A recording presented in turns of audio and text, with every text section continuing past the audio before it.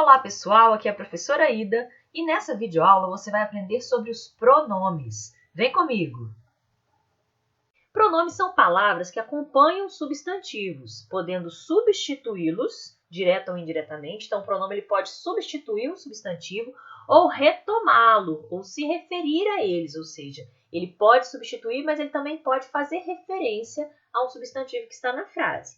Alguns exemplos de tipos de pronomes são pessoais, de tratamento, possessivos, demonstrativos, interrogativos, relativos e indefinidos. Então, nós vamos falar um pouquinho sobre cada um desses tipos de pronomes aqui, ok? Começando pelos pronomes pessoais, que sempre são os primeiros que a gente estuda, né? Eles substituem o substantivo. Olha um exemplo, então, nessa frase. Minha mãe saiu, ela foi ao mercado. Esse pronome ela substitui minha mãe, para que eu não tenha que criar aqui um texto repetitivo, falando minha mãe saiu, minha mãe foi ao mercado. Então, quando eu digo ela, o pronome ela, que é um pronome feminino de terceira pessoa, está substituindo esse substantivo feminino aqui, mãe. Então, aqui tem uma tabelinha com com todos os pronomes pessoais. Eles são divididos em pronomes retos e pronomes oblíquos, de acordo com a maneira como eles são usados na frase, tá? Eles são divididos também em primeira, segunda e terceira pessoa. Vamos recordar aqui quem é a primeira pessoa do discurso? É a pessoa que fala. Por isso, o pronome eu é um pronome de primeira pessoa. Porque se eu estou falando e quero referir a mim mesmo, eu vou usar um pronome eu, vou usar um pronome oblíquo de primeira pessoa. Se eu me refiro a mim mais alguém que está comigo, eu uso o pronome de primeira pessoa, só que do plural. Ó. Nós, nos, conosco. Então, os pronomes se dividem em primeira, segunda e terceira pessoa do discurso. Primeira pessoa é sempre quem fala. A segunda pessoa é com quem se fala. E a terceira pessoa é de quem se fala, sobre quem se fala, é o assunto. Então, os pronomes de terceira pessoa também são muito usados. Por quê? Porque sempre que você está falando sobre alguém ou sobre algo e precisar de um pronome para se referir a este alguém ou esta coisa, você vai usar o pronome de terceira pessoa, ok? Seguindo, então. Os pronomes de tratamento são muitos. Para que eles servem? Eles são utilizados para tratamento direto com as pessoas. Eles são pronomes de terceira pessoa, tá? Aliás, daqui para frente vocês vão ver que a maioria dos pronomes são de terceira pessoa. E eles demonstram respeito e formalidade na fala. Então, são muito comuns em situações formais, né, cerimônias, em documentos, como cartas comerciais ou coisas do tipo, tá bom? Então, vamos citar alguns aqui, ó. Nessa tabela, nós temos o pronome de tratamento, aqui a forma abreviada daquele pronome, se existir, né? E aqui, ao tipo de pessoa que a gente se refere com aquele pronome. Então, vamos ver, por exemplo, Vossa Majestade tem uma forma de abreviação e ele se refere a reis e rainhas.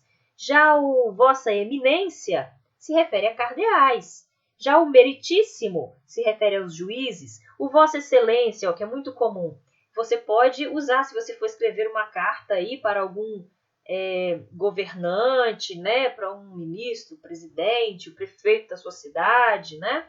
Vossa Senhoria é uma autoridade que não seja de alta autoridade do governo, mas, por exemplo, o diretor de uma companhia, né, um gerente, se você precisar se referir a ele, o senhor, o senhorita e o você, que a gente usa tanto, é um pronome de tratamento também, olha aí, ó. Só que ele é para situações mais informais, ok? A gente se refere às pessoas com as quais a gente tem mais intimidade, ok? Pessoas com as quais a gente lida no dia a dia. Então, estão aí os pronomes de tratamento. Lembrem que eles são de terceira pessoa. Por isso que quando nós usamos o você, nós não conjugamos o verbo na segunda pessoa, mesmo que a gente esteja se referindo à pessoa com quem se fala, ok? Porque, olha só, na tela anterior, eu disse para vocês aqui, ó, que a segunda pessoa do discurso é a pessoa com quem eu falo. Porém, eu uso o pronome tu e quando vou conjugar o verbo, eu conjugo combinando com esse tu. Tu vais, tu queres, não é isso? Mas, se eu usar o pronome você, eu vou conjugar o verbo de acordo com a terceira pessoa. Por quê? Porque os pronomes de tratamento todos são de terceira pessoa, inclusive você. Então, por isso que eu não falo você vais, eu falo você vai, porque eu preciso fazer a concordância com o pronome você, que é de terceira pessoa. Então, o verbo fica vai. Da mesma forma que fica ele vai, eu falo você vai. Olha aí que interessante, tá bom? Então, os pronomes de tratamento todos são de terceira pessoa. Seguindo, temos ainda os pronomes demonstrativos. Eles têm esse nome, demonstrativos, porque servem para demonstrar, para explicitar o quê? Uma posição de uma palavra em relação a outras ou ao contexto. Essa relação ela pode ser em relação a espaço, tempo ou discurso. Ou seja, o pronome demonstrativo ele pode se referir a posições no espaço, aqui, lá, ali, ao tempo, passado, presente e futuro, e também ao discurso, em relação àquilo que eu acabei de dizer anteriormente no texto, por exemplo, ok? Ou aquilo que eu ainda vou dizer à frente no texto, tá bom? Então, eu pus um exemplo aqui, que é o mais comum, que é o pronome demonstrativo sendo usado para indicar espaço. Comprei este carro. Se eu digo este carro, eu estou usando o pronome na primeira pessoa. Isso significa que o carro está aqui, perto de mim, que sou a pessoa que fala, tá bom? Se eu digo comprei esse carro, eu estou usando o pronome esse de segunda pessoa. Então, o carro está próximo da pessoa com quem eu falo. Esse carro aí, perto de você, com quem eu estou falando, tá bom? E quando eu digo eu comprei aquele carro, eu optei pelo uso do pronome da terceira pessoa porque o carro está lá. Ele está longe de mim e longe da pessoa com quem eu falo. Por isso, usa-se o pronome aquele, aquela, aquilo na terceira pessoa. Então, tem uma tabelinha aqui com os pronomes também, tá bom? Seguindo agora para os possessivos, muito fáceis de entender também, muito utilizados. São palavras que, ao indicarem a pessoa gramatical, o possuidor, acrescentam a ela a ideia de posse de algo, que é a coisa possuída. Então, quando eu falo aqui, ó, aquela é minha casa, eu tenho o que aqui? O pronome minha indica que a casa pertence a mim. Então, minha, como ele é um pronome possessivo de primeira pessoa, ele se refere à pessoa que está falando, a pessoa do discurso, que é o possuidor, no caso, a primeira pessoa. E a casa é a coisa possuída. Então, ele faz uma relação aqui de posse entre eu, que estou falando, e a casa. Ok? Então, temos aqui vários pronomes possessivos, né? E eles também se dividem em primeira, segunda e terceira pessoa do discurso, no singular, primeira, segunda e terceira pessoa do plural. Ok? Pronomes indefinidos. Os pronomes indefinidos, eles são palavras que se referem também à terceira pessoa, tá? E eles dão um sentido vago, um sentido impreciso, ou também uma quantidade vaga indeterminada, tá bom? Então, olha o exemplo aqui, ó. Alguém entrou no jardim e arrancou as flores. Quando eu digo alguém, eu tenho sentido vago, eu sei que uma pessoa entrou, mas eu não estou determinando quem é, ok? Então, eu uso um pronome indefinido para isso. Temos aqui vários pronomes indefinidos. Não tem todos nesse quadro, mas tem muitos, porque os pronomes indefinidos eles realmente são muitos. E está aqui, o quadro está mais para mostrar para vocês que tem alguns que são variáveis, que vão variar, né? Singular, plural, feminino, masculino. Outros não, outros vão ser usados sempre daquela maneira invariável, não tem gênero nem número, ok? Então, olhem aí com calma, né? O vídeo, gente, não pode ficar muito grande, então vocês pausem o vídeo sempre que vocês quiserem analisar as tabelas com calma, tá bom? Pronomes interrogativos são usados na formulação de perguntas, mesmo perguntas diretas e indiretas. Assim como os pronomes indefinidos, eles também se referem à terceira pessoa e é de modo impreciso. Então, olha lá o exemplo do pronome qual. Eu posso perguntar, qual é o número do seu telefone? Esse qual é um pronome interrogativo. Ele serve para se referir a esse número que eu não sei qual é e eu estou perguntando sobre ele, ok? Então, tem o quanto, tem o que e o quem também.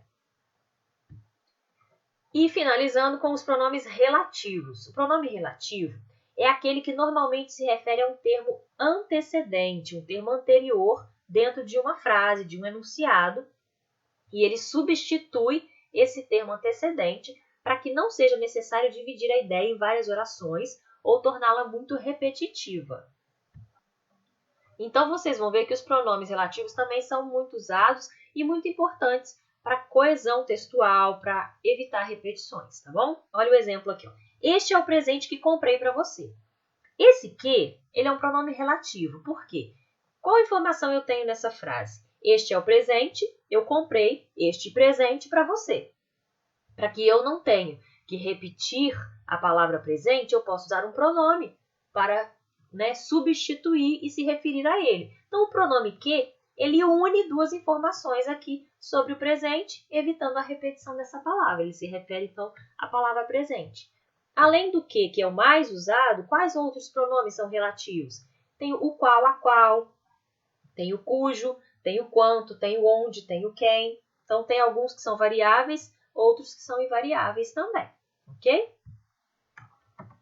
Para a gente fechar, então, esse vídeo, eu coloquei aqui um texto que, inclusive, vocês têm um dos exercícios do livro, um trechinho do mito de Pandora, e eu destaquei aqui alguns pronomes para vocês verem como que a gente usa muito os pronomes nos textos e como eles são úteis para fazer a coesão textual, para evitar a repetição, ok? E vamos dar uma olhadinha aqui, ó. Trecho do mito de Pandora. Ao ver Pandora, Epimeteu esqueceu-se que Prometeu lhe havia recomendado muitas vezes para não aceitar presentes de Zeus, e aceitou-a de braços abertos. Certo dia, Pandora viu uma ânfora muito bem lacrada, e assim que se aproximou dela, Epimeteu alertou-a para se afastar, pois Prometeu lhe recomendara que jamais a abrisse, caso contrário, os espíritos do mal recairiam sobre eles. Mas apesar daquelas palavras, a curiosidade da mulher de barro aumentava. Não mais resistindo, esperou que o marido saísse de casa e correu para abrir o jarro proibido. Então, o que a gente tem aqui? Ó? Vários pronomes oblíquos que se referem aos personagens citados aqui, ao Epimeteu, ao Prometeu, a Pandora, a Zeus, ok? Tem aqui pronome indefinido, ó, muitas vezes, não estou definindo quantas vezes, muitas, então é um pronome indefinido, ok?